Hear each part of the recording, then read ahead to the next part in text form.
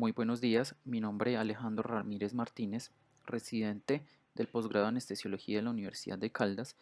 y el día de hoy vamos a revisar un poco acerca de este tema, reanimación y control de daños, un nuevo cambio de paradigma. Anualmente, el trauma es la causa de 6 millones de muertes a nivel global en el grupo poblacional comprendido entre 1 y 44 años de edad. Como vamos a ver con posterioridad en la siguiente presentación, el manejo del trauma ha venido evolucionando con el paso de los años, cambiando progresivamente las estrategias de manejo en este grupo de pacientes, demostrando una mejoría en la mortalidad y en las tasas de supervivencia. Y del total de causas de muerte asociadas al trauma, un 40% de estas está explicado por la hemorragia masiva y la coagulopatía inducida por el trauma. En cuanto a la fisiopatología del shock hemorrágico y la coagulopatía inducida por el trauma, se han identificado varios factores que favorecen la aparición de esta entidad. El primero de ellos, la pérdida sanguínea misma, que va a generar un agotamiento de los glóbulos rojos, una pérdida de la masa eritrocitaria, un consumo acelerado de los factores de coagulación, al igual que un consumo de las plaquetas. Esto favorece una disminución de la marginación plaquetaria, generando un estrecho contacto entre estas células y el endotelio disfuncional e hipóxico. La segunda causa ampliamente reconocida son los factores iatrogénicos, asociados principalmente a la infusión de grandes volúmenes de soluciones hidroelectrolíticas cristaloides, generando un empeoramiento de la hemodilución, un empeoramiento de la hipotermia asociado a grandes volúmenes de líquidos fríos, acidosis, principalmente por el uso de altos volúmenes de solución salina, y un mal manejo de la exposición del paciente favoreciendo e incrementando la hipotermia. También se ha descrito una lesión tisular propiamente dicha asociada a esa disfunción endotelial causada por la hipoxia secundaria al shock hemorrágico, generando una activación de factores proinflamatorios, generando una regulación al alta principalmente de células inmunitarias innatas, favoreciendo una respuesta inflamatoria inespecífica con una destrucción masiva de la barrera endotelial, favoreciendo e incrementando la permeabilidad, la salida de fluido al líquido intersticial y la misma hemorragia.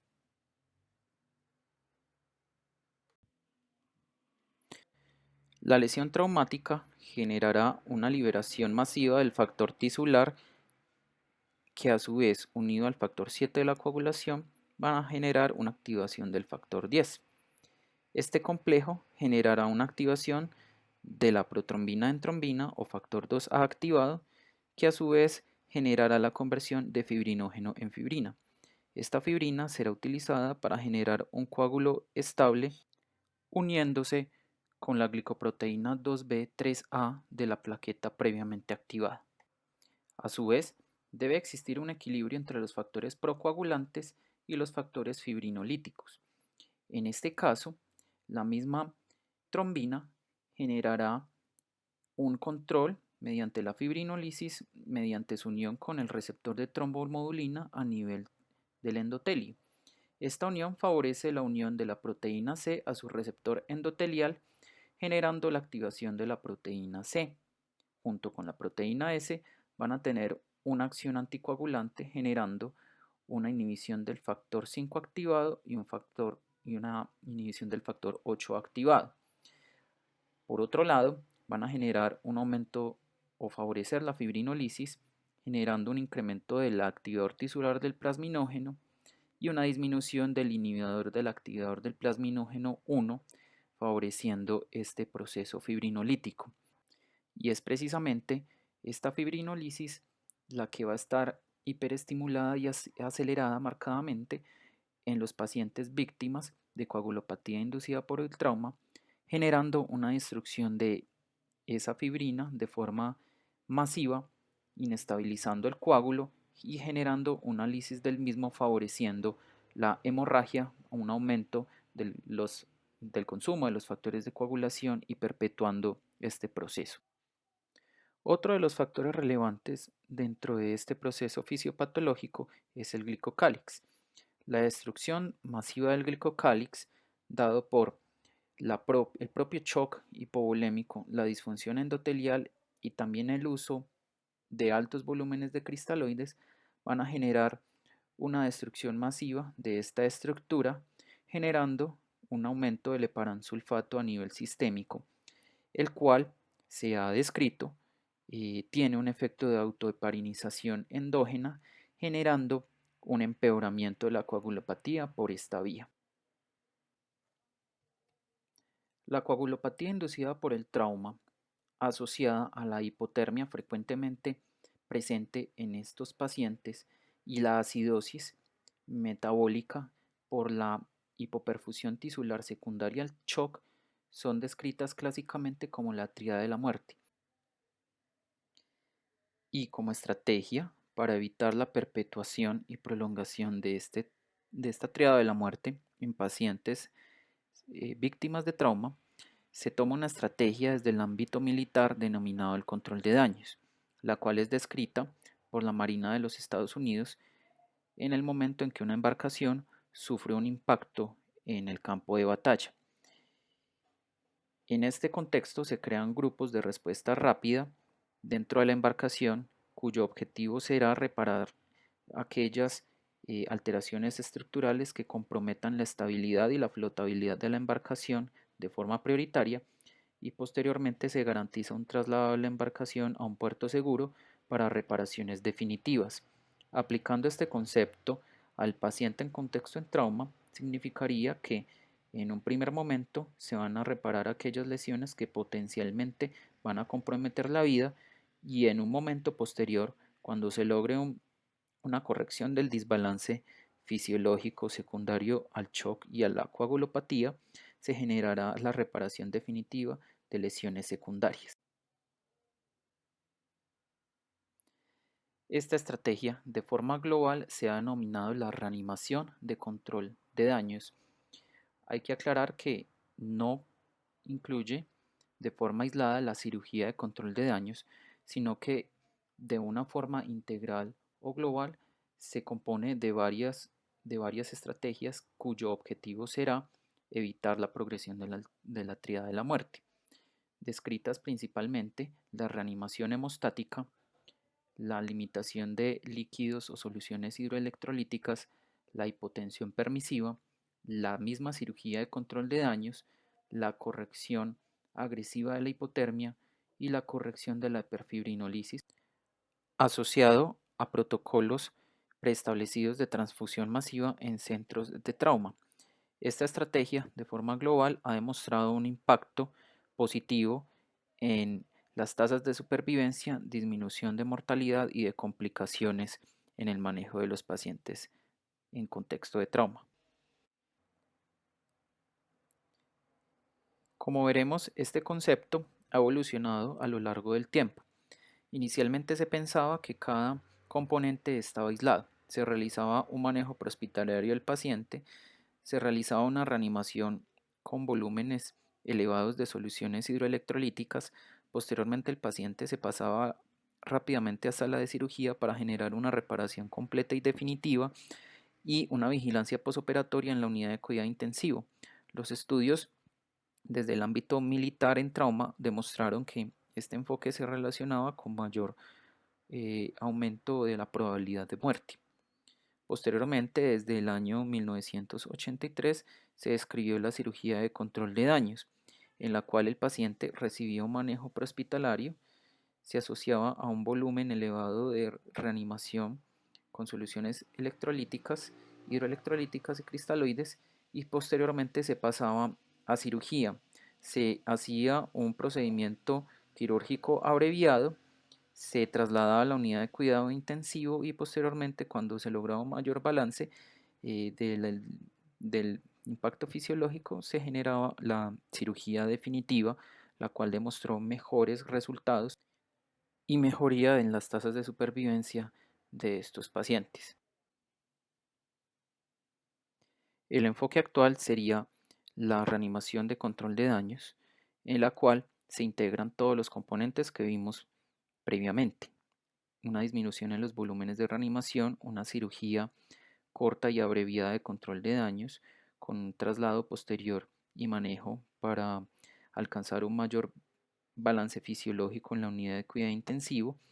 y en ese momento, cuando el paciente se garantice una corrección de esa disfunción multiorgánica, se llevaría a una reparación definitiva de las lesiones secundarias, mostrando una mejoría en las tasas generales de supervivencia. En este momento vamos a evaluar una por una las estrategias descritas en la reanimación de control de daños.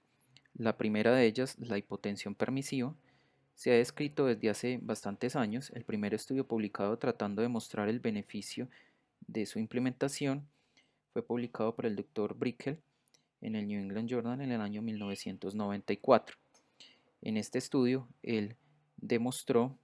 que el uso disminuido de soluciones hidroelectrolíticas o cristaloides en el momento de la reanimación prehospitalaria se relacionó con una disminución de la mortalidad general, una disminución en los días de estancia hospitalaria, y esto se explicó por una disminución en la disrupción hidráulica del trombo, un menor efecto de la hemodilución al limitar la cantidad de líquidos administrados y una menor hipotermia. En el 2018 se publicó una revisión sistemática y un metaanálisis de ensayos clínicos controlados 1.152 pacientes, donde se demostró que la implementación de la estrategia de hipotensión permisiva disminuyó la mortalidad de forma estadísticamente significativa, disminuyó el requerimiento de hemoderivados por disminución de la coagulopatía inducida por trauma, generando menor sangrado por disminución de la coagulopatía inducida por el trauma. Y estas son las recomendaciones dadas por la Guía Europea del Manejo del Sangrado Mayor y la Coagulopatía resultante del trauma, en la cual recomiendan mantener unas cifras de presión arterial entre 80 y 90 milímetros de mercurio,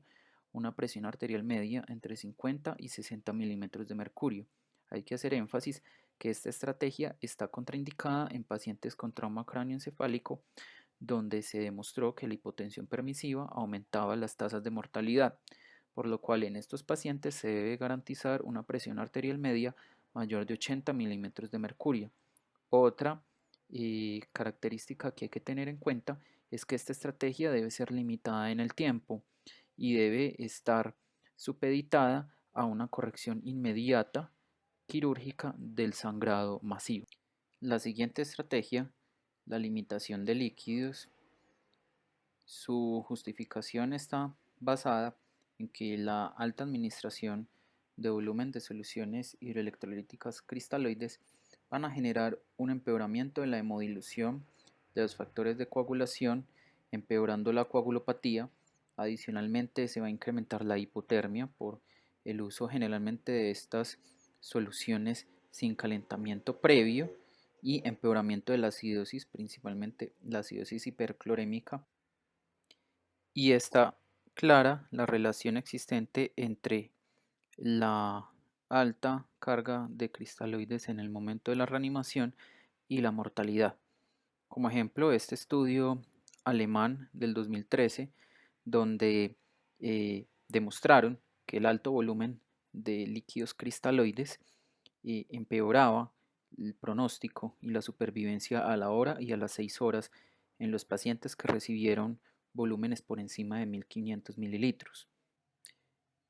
A su vez, la coagulopatía inducida por el trauma también está agravada por el uso de altos volúmenes de líquidos cristaloides, como fue demostrado en este estudio del registro alemán de trauma con 1.824 pacientes, donde había una relación casi exponencial entre el volumen de líquidos administrados y el porcentaje de pacientes con coagulopatía cuando se hacían los estudios bioquímicos. Este otro estudio nos demuestra que no solo hay un impacto en la mortalidad cuando se usan volúmenes elevados de cristaloides, también hay un aumento en la incidencia y un aumento del riesgo de presentar complicaciones secundarias a la sobrereanimación, entre ellos un aumento de la incidencia del síndrome de compartimiento intraabdominal, un aumento de la incidencia de el distrés respiratorio agudo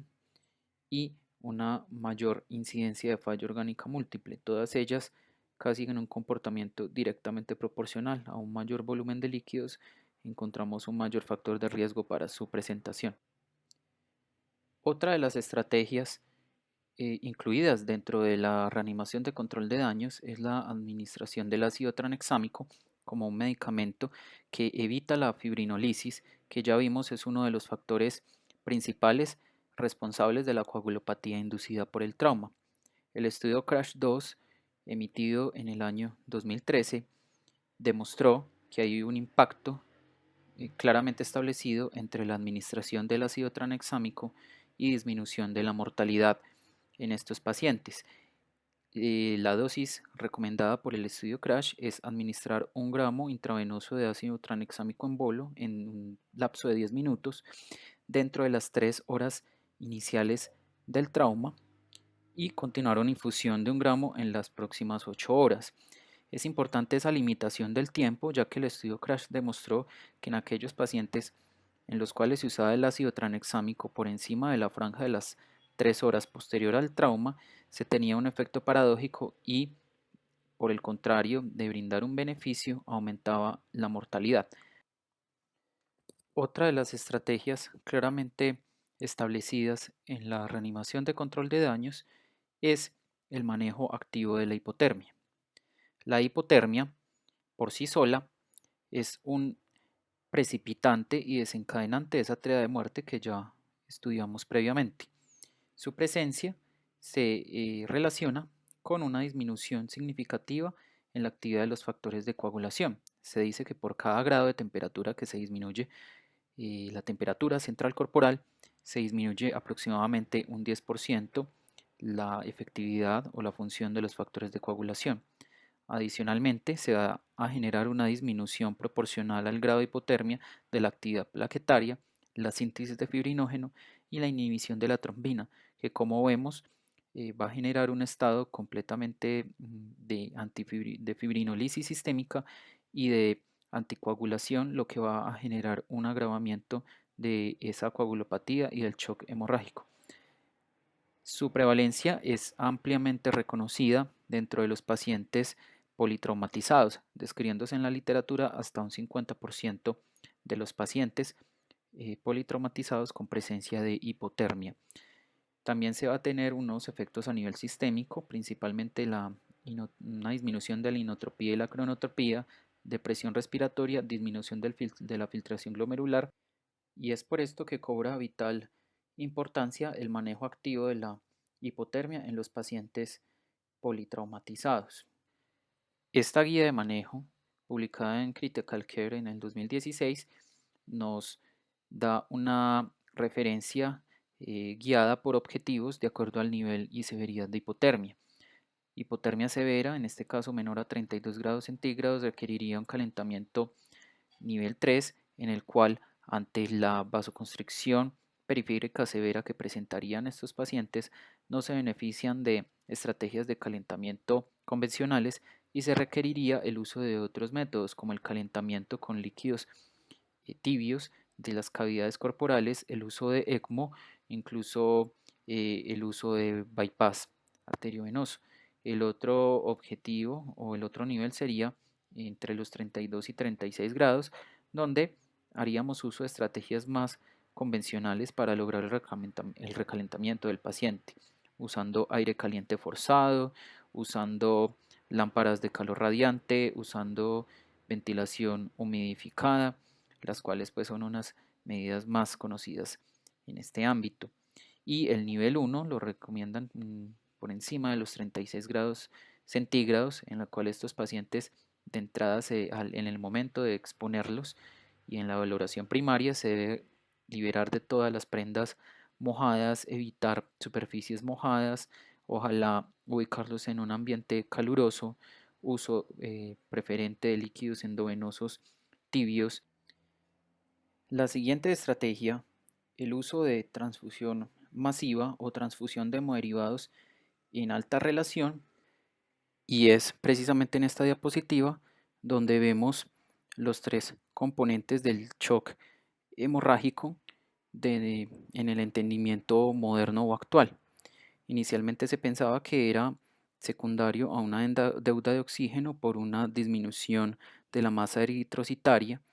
y era el factor principal que se intervenía. Sin embargo, en los últimos años se ha descubierto que la endoteliopatía y la coagulopatía inducida por el trauma son factores indispensables dentro de la fisiopatología del shock hemorrágico y que habían sido olvidados en el manejo. En los años 1980 y el año 2000 era la deuda de oxígeno la prioridad en el manejo y la reanimación de estos pacientes, por lo cual se administraban transfusiones de concentrado globular asociado a altos volúmenes de líquidos cristaloides para mejorar el contenido de oxígeno, el gasto cardíaco y la disponibilidad de oxígeno. Sin embargo, como había dicho previamente, se dejaba de lado completamente el entendimiento de la endoteliopatía y de la coagulopatía. Fue en el año 2005, con estudios posteriores a la guerra de Irak, donde se demostró que el uso de hemoderivados, principalmente plasma y plaquetas en alta relación, sí tenía un beneficio en la mortalidad y en las tasas de supervivencia. Y uno de los estudios base para aclarar esta situación fue este estudio publicado en Critical Care en 2007, donde de forma inicialmente retrospectiva se evidenció que un aumento de la relación de una unidad de plasma sobre concentrado globular se asociaba con un aumento de 8 veces la probabilidad de sobrevivir, un estudio dentro del ámbito militar. Sin embargo, tuvo múltiples detractores en su momento, ya que se trataba de un estudio retrospectivo y tenía sesgos de supervivencia, ya que los pacientes que tenían o entraban en un estado más grave por su politrauma y que no alcanzaban a sobrevivir para recibir el plasma fresco congelado de forma temprana, pues morían más que los pacientes que tenían un grado de lesión menor. Y es por esto que en el año 2013 se publica este estudio, el estudio multicéntrico observacional y prospectivo de transfusión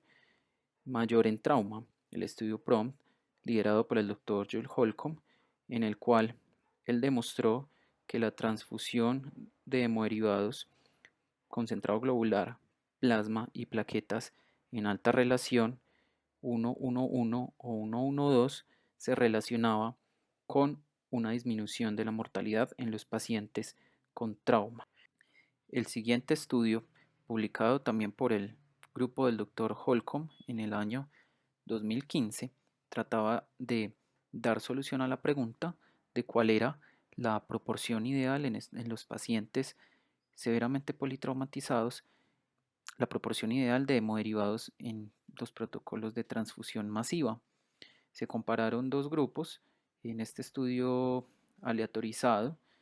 1-1-1 versus el grupo 1-1-2, con una menor relación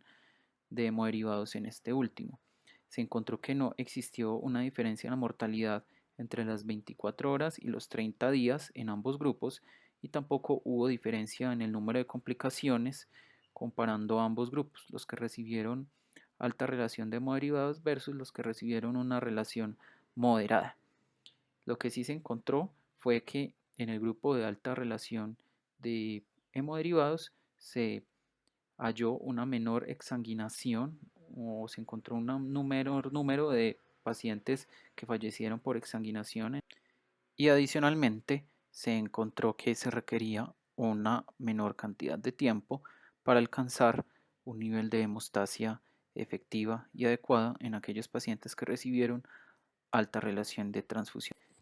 Otro de los argumentos para usarlos dentro de los protocolos de transfusión masiva, una alta relación de plaquetas, es la evidencia en múltiples estudios de la disfunción plaquetaria encontrada en los pacientes en contexto de traumatismo severo. En este estudio, en el año 2012, se demostró que 45% de los pacientes politraumatizados en contexto de coagulopatía inducida por trauma tenían evidencia de hipoperfusión plaquetaria a pesar de tener unos valores normales de plaquetas en el conteo manual. Esto, si tenemos en cuenta la vía celular actual de la coagulación, que pone a la plaqueta en el factor central o en el foco de la función de la coagulación global, su disfunción genera una alteración en la coagulopatía y en la hemostasia sistémica. Esta disfunción se relacionó en este estudio con un aumento de 10 veces la mortalidad. Otro de los factores que se ha relacionado con confusión en el manejo de este tema es la definición de algunos términos que vamos a aclarar a continuación. El primero, hemorragia masiva, lo podemos definir como una pérdida sanguínea mayor a 150 mililitros por minuto en un periodo de 10 minutos, una pérdida de una volemia en 24 horas, una pérdida del 50% de la volemia en 3 horas o una hemorragia severa que amenaza la vida y requiere de transfusión masiva. Por otra parte, la transfusión masiva no es un sinónimo del término anterior. Su definición clásica es la necesidad de transfundir 10 unidades de concentrado globular en 24 horas, o existe una definición más moderna o dinámica que trata de acortar el tiempo para una definición más precoz. La primera de ellas, la necesidad de transfundir 10 unidades de concentrado globular en 6 horas. La segunda sería la transfusión de 4 unidades de concentrado globular en el periodo de 1 hora asociado a sangrado continuo, o la reposición mayor al 50% de la volemia en un periodo de 3 horas. Y el otro término que se debe aclarar y no es sinónimo de los otros dos anteriores se denomina el protocolo de transfusión masiva, que como su nombre lo indica, es un protocolo, una guía de recomendaciones preestablecidas diseñada específicamente para cada centro hospitalario o centro de trauma, donde se busca una comunicación coordinada entre los diferentes actores para la dispensación acelerada y efectiva de los diferentes hemoderivados que se requieren para el manejo del paciente en el contexto de un politraumatismo. Se requiere una coordinación entre el servicio de urgencias, quirófano, cuidado intensivo, enfermería, el servicio de laboratorio y el banco de sangre. En este caso, se tiene predefinido qué criterio genera la activación de este protocolo. eh, Se genera o ya se tiene preestablecido la cantidad de hemoderivados en una relación ya claramente establecida y se envían consecuentemente en refrigeradores o en paquetes a solicitud del médico tratante. Lo anterior es de vital importancia ya que se ha demostrado en diferentes estudios que el uso de protocolos de transfusión masiva en hospitales y centros de trauma se ha asociado con un incremento en la probabilidad de supervivencia e impacto en la disminución de la mortalidad.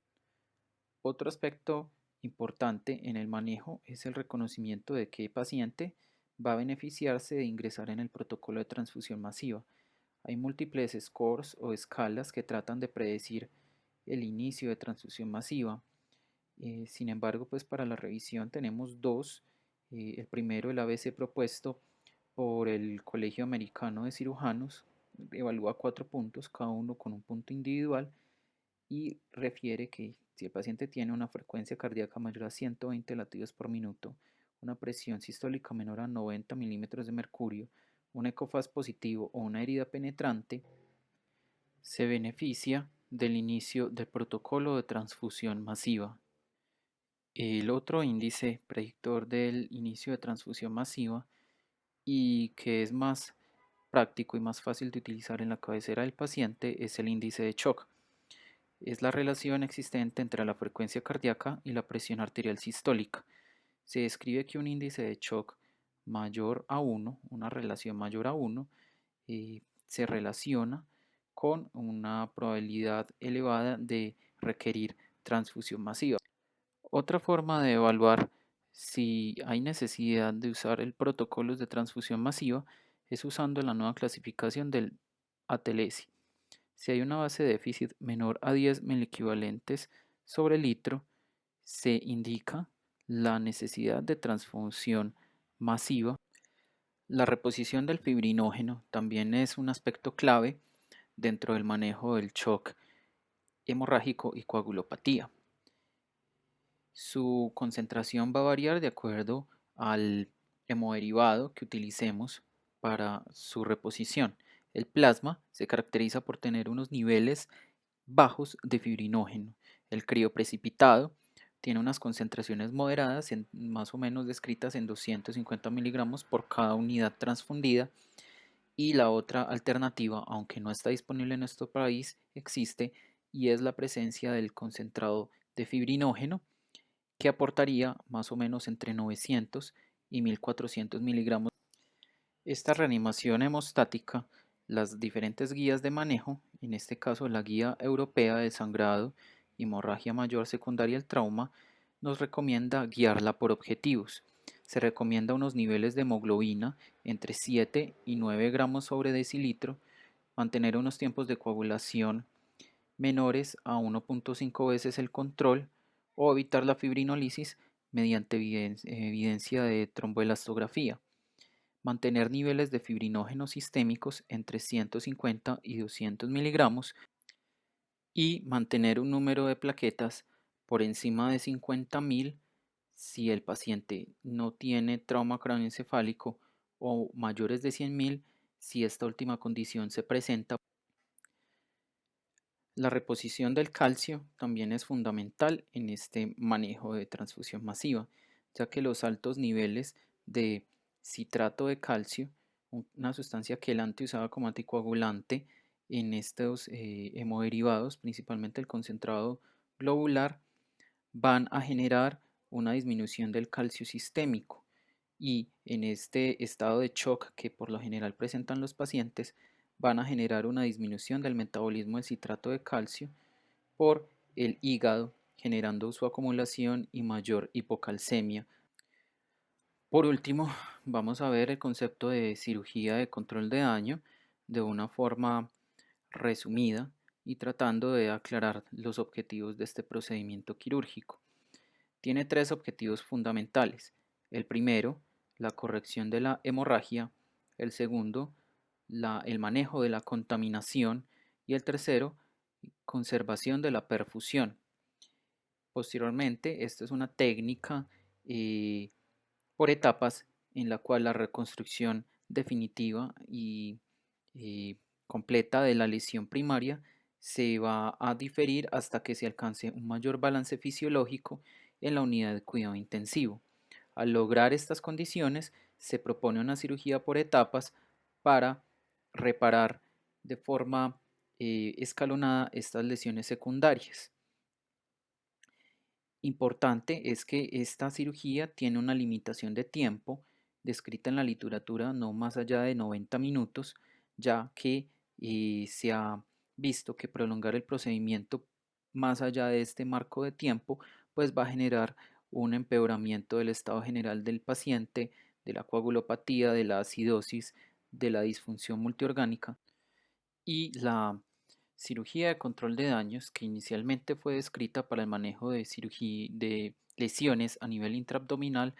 no solo aplica en este ámbito. También tenemos que tener en cuenta que puede usarse este término en las lesiones vasculares, donde previamente mencionamos que hay una necesidad de preservar la perfusión distal, en la cual se evita realizar una anastomosis primaria de la arteria lesionada y se favorece la creación de puentes arteriales mientras el paciente logra mayor estabilidad hemodinámica y metabólica que le permitan enfrentar una reconstrucción posterior. El mismo concepto aplicaría para las fracturas complejas y cirugías ortopédicas, donde se hace una inicialmente una reparación primaria con una estabilización del foco de fractura que nos va a disminuir la inflamación y sobre todo la perpetuación de la hemorragia y formación de hematomas y en el momento en que el paciente esté en condiciones con un mayor balance fisiológico y corrección pues de toda su disfunción orgánica múltiple, va a poder tolerar un procedimiento prolongado y una reparación definitiva de su lesión ósea. Las indicaciones para cirugía de control de daños han sido múltiples en los últimos años. Sin embargo, en esta revisión publicada en 2016 se trata de resumir las indicaciones o aquellos pacientes que se benefician de ingresar en la estrategia de cirugía de control de daños. La primera, de acuerdo al patrón de lesión intraoperatorio,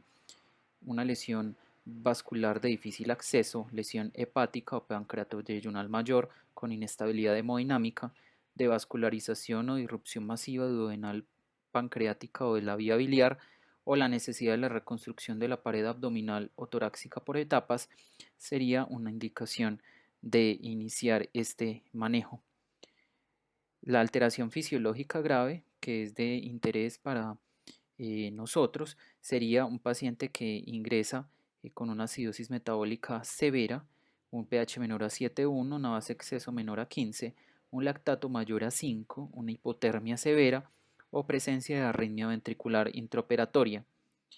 o la incapacidad del control del sangrado durante el transoperatorio, ya sea necesidad de transfusión mayor a 10 unidades de concentrado globular, necesidad de hemoderivados más líquidos con un volumen total de 12 litros, presencia de coagulopatía mayor a 1,5 veces o la ausencia de coágulos visibles dentro del lecho quirúrgico.